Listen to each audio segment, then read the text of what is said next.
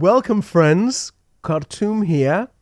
My news comment video on the New Zealand mosque attack and subsequent censorship has been put into limited state on YouTube worldwide. Not blocked in New Zealand, but New Zealand is managing to censor and hide that video worldwide. The comment box is also sealed so that the public may not read what is written. So this is more of this digital book burning that Amazon is championing is spreading to YouTube. So in the name of freedom of speech, I shall read what is written in the box for the world. New Zealand bans Zero Hedge and Gab dissenter tool that did not carry the mosque attack story. On breakdown, the tragic New Zealand mosque attack looks like an increasingly desperate Zionist false flag that has been executed to inflict targeted damage on threats to neoliberal dystopia and asset stripping. YouTuber PewDiePie was framed in another anti-Semitist stunt of graffiti left on a wall connecting PewDiePie with attacks on Muslims and attacks on Jews. Like John Lennon, PewDiePie is seen as an overly powerful popular figure to be destroyed.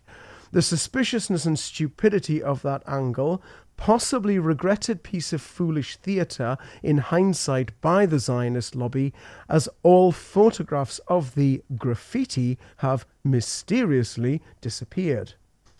Eyes to Heaven is the next bit. The New Zealand government suddenly brought 10-year prison sentences for sharing the videos of the mosque attack, which suggests a sudden realization of exacerbating nationalism and supremacy against neoliberal immigration and military-industrial complex fake wars and arms sales had been own gold. Seems to have dawned. The choice of New Zealand for the attack in the dotting the attacks about fits with an agenda of an increasingly desensitized and false flag suspicious UK and EU public. A sudden new venue and element of surprise sort of worked, but really didn't, as it makes the desperation more clear and particularly the response. New Zealand government's apparent response to shut down the independent news media on the internet is predictable and opportunistic, but unfortunately foolish. It goes with all the coming British pornography ban and the EU Article 13 censorship creep. It forces the people onto the dark web, VPN, and it makes the public more suspicious and distrustful of the puppet government behind the neocons, banksters and Zionists.